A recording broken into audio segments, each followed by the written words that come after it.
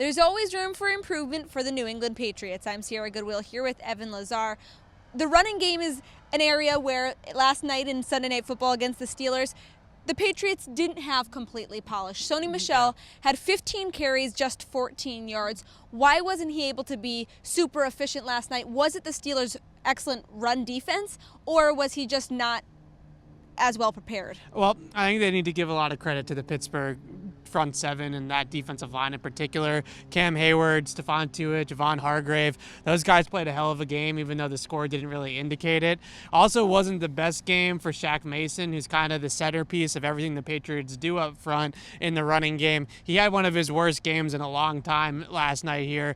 Let up 7 quarterback hurries, also wasn't very good in the running game either. So a down game for Shaq Mason. I also think they're also trying to figure out how they're going to block it up without Gronk. And trying to figure out how they're going to go about using the running game this season. It might not be like last year where the running game is kind of a centerpiece and they're a 21 team and they're smash mouth football. It might not be like that, especially when Antonio Brown gets out there. This might be much more of a spread attack.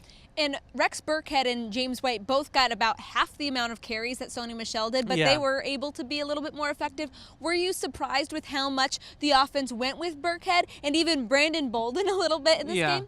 No, I think the biggest thing is stylistically with Sony. Sony's the type of guy that isn't going to dance like James White and Rex Burkehead. You need to get him a hole, but once he gets that hole, he can hit it really hard. With guys like James White and Rex, they can dance a little bit more and they can elude some tacklers a little bit more. They also had James White getting out on the perimeter a little bit, and they did those outside off-tackle tosses and stuff like that to him early on in the game that worked really well. So I think stylistically, those types of runs just worked a little bit better last night than the stuff between the tackles. Going forward, how do you think they're going to adjust how they use Sony Michel to make sure that he is effective on the field? I think it's going to really be matchup-based. I think that in certain matchups like last night, it's tough to run on that Steelers front. That's a really good run defense. You're not going to run all over that team. So in years past, they really haven't run all over that team. They've thrown all over them, which is what they did last night. So I think it's going to be all right. It's just, kind of going to be, I think, a little bit more complimentary this year than last year. Josh McDaniels said to me